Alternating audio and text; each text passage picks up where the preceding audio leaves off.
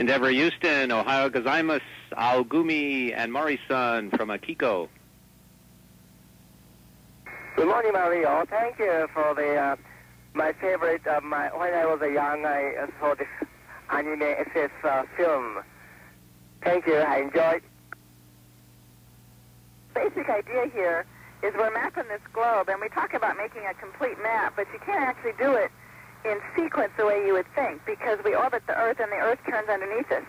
So the Earth is slowly turning this way as we're going around in space. And so you see, I don't know if you can see it on the downlink, we put some tracks on here. Yeah, there you can see the track. So on one orbit, we'll be coming up this track here, and as the Earth turns under it, on the next orbit, we'll be coming up this track. And you can see that the tracks are spaced apart. So in order to map the entire Earth, we have to go around such that we come back around a later time and we'll be on the track next to this one. And that's why it takes a long time to get the entire map, because it comes in pieces, and when we miss a piece, you can't easily come back and pick it up because you have to wait until this orbit path repeats. We also have on here, if you can see it, there's a line here that shows you how far north we're going. This is the line that is the upper northernmost limit of the section of the Earth that we're mapping. And down here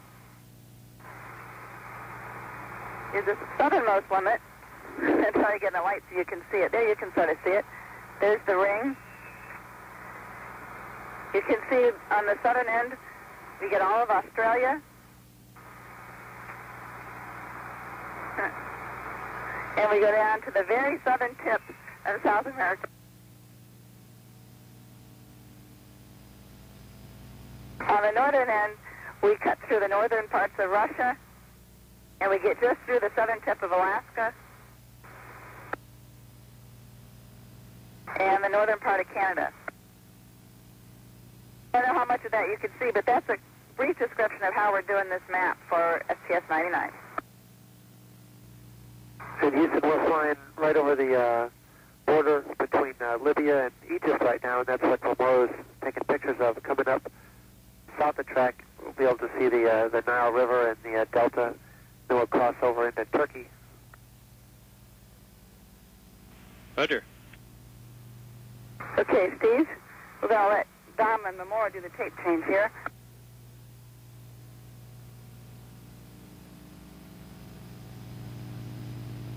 What you see on the computer that Memora was just pointing at is our recorder interface computer. It's the one that tells the PHRs, our recorders, what they should be doing. And right below it, where Dom's hands are, is PHR2, our number 2 recorder, and his right hand is on PHR1, which is our number 1 recorder. Those are the 2 recorders right now that are recording C data. And we're in the process of handing over from PHR2 to PHR1, or correction, hang on. Yeah, we just went from 1 to 2, and you see the message, I don't know if you can read it, came up on the screen. It says PHR1, change tape. So we're going to take the tape out of PHR1 because it's now full. PHR2 is the one that's now recording. So Dom has got his hands on the door for the recorder. You open the door and the tape pops out. See, Dom's got the tape in his hands. Take the sticker off that records what kind of tape. It's a C-band tape, and the number on the side tells us the sequence. We give him a clean tape. Dom just checked the tension on the tape to make sure it's ready to go into PHR. He's writing down the time at which the tape goes in. And he crosses out the PHR number, so post-flight we can keep track of what recorder the machine is in case we need to play it back in the same recorder to get the best data. You check the tension again, puts the new tape back into the recorder.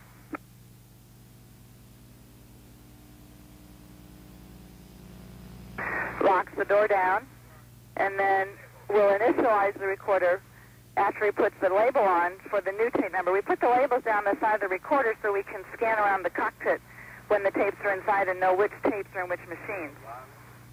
We go back to the recorder interface computer and tell the computer to send a command to the recorder to initialize the tape, which puts a little bit of a leader on it so we know the tape is all set to go and queued up to the right place. You probably can't see what the computer's doing, but it's taking the tape from standby mode to stop, and then it's going to format it and write a leader with a built-in test on it. That takes about 3 minutes for that whole process to run. And you see just at Don's left shoulder, there's a tape bag here. We've got 9 tapes in there, and that tape is the last tape to fill the bag. So Don's going to take the bag off the floor, but keep it and take it downstairs and stow all those used tapes in our downstairs stowage and bring up a whole new bag of fresh tapes for us so we can be ready to change another tape. Why do we need more maps? I thought we had plenty already. This map is going to be more accurate than any of the maps that we currently have in 2 ways. The global maps that we have are gotten by piecing together maps from several different sources, and this map will be made all in one pass with the same sensor, which won't give you artificial cliffs. And secondly, as technology improves in any other field, the maps get better and better. And this map will be more accurate than any other previous map. We only have about 2 to 5% of the Earth mapped at this resolution that will now have the whole Earth, or at least approximately 80% of the Earth mapped at. Using something called radar imaging. Janice, can you tell me exactly what it is that you have on board Endeavour that allows you to accomplish this? That's why we have this model here, Matt. You can see this is a model of the system we have on board. What we have in the bay here, this large piece is an antenna, and there's another skinny piece on the side that's a second wavelength. We have this 200-foot mast, and on the end is a similar antenna with 2 different kinds of wavelengths on it. And this is a transmitting-receiving antenna. This is a receiving antenna, so it gives you sort of a stereoscopic effect of the radar radiating out from this antenna being received by both antennas, which allows us to get the height data. What do you think is the first most important thing we should tell our children about space exploration? That's for Memorial. Yes, every children have a dream. Some people want to become doctors, some people want to become carpenters. But at the same time, many people are enthusiastic exploration of space. So those who have that kind of dreams just continue having dreams, and then they will realize that the only thing, not only children, but also adults, and all over the world people, I think 21st century will exploring space farther and farther and will benefit all of the humankind. Could you just explain to us, using that model in front of you there, the nature of this problem with that bulky thruster? Sure. We have a very tiny thruster that's on the end of this long 200-foot mast.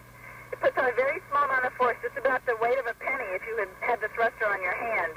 And it's just to help keep this thing lined up properly on the track. That's such a small force that our shuttle jets can compensate, but it takes a little extra fuel. They think maybe there's some ice blocking the port. They're trying to work on that problem to clear the thruster problem. And as you mentioned, in the meantime, they are trying to adjust the way we use our propellant on board so that we will use less of it to make up for that small extra they're using to compensate for the thruster that's blocked. If I can make it there, I'll make it anywhere. It's up to you, New York, New York. Good morning to the Redshift, and especially any of the New York natives that are on board. Good morning, Chris. It's always great to wake up in the morning to hear Frankie's voice. And during our quarantine, we had a training film called My Cousin Vinny. So now everybody on this crew is at least honorary New Yorkers.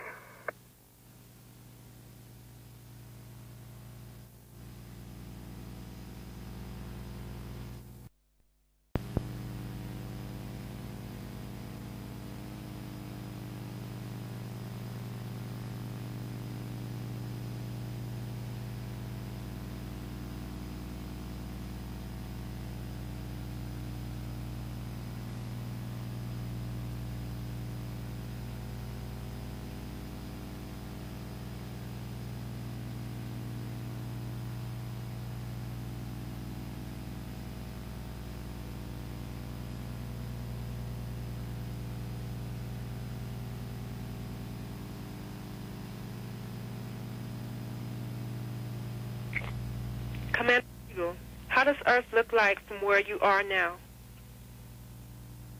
Well, right now, if we look out the overhead window, we're going over Africa, specifically the country of Tanzania. It's a beautiful area, although it's covered by a lot of clouds. Every area is a little bit different, but very gorgeous. Dr. Kavandi, how do you feel about helping students learn about the SRTM?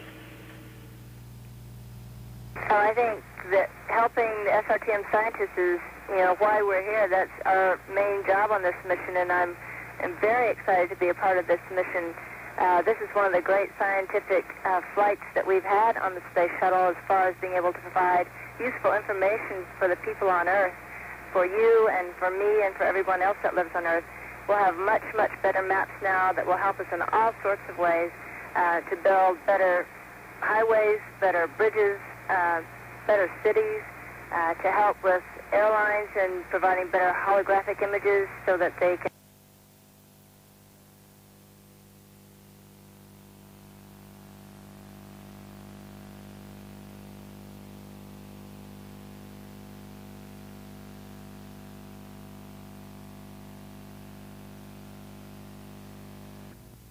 Commander Kessel, what does it feel like taking off?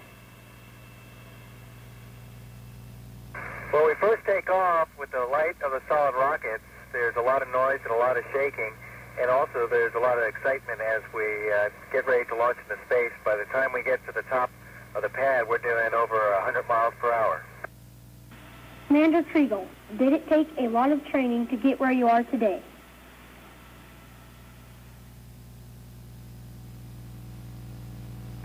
Well, you start training really when you're in high school and then in college, and you're training all your life. You become selected as an astronaut. The average age is around 35 years old, and we're constantly in training. We have 2 years of basic astronaut training. Once we get selected for a mission, which is somewhere around a year, we train all year for one mission in space because the time up here is so precious. Commander Kriegel, what are you going to take pictures of? Well, we're taking radar pictures over every bit of land that we fly over, both day and night. And during day pictures, anytime we see clouds or land clear of clouds or water, we take pictures of just about anything.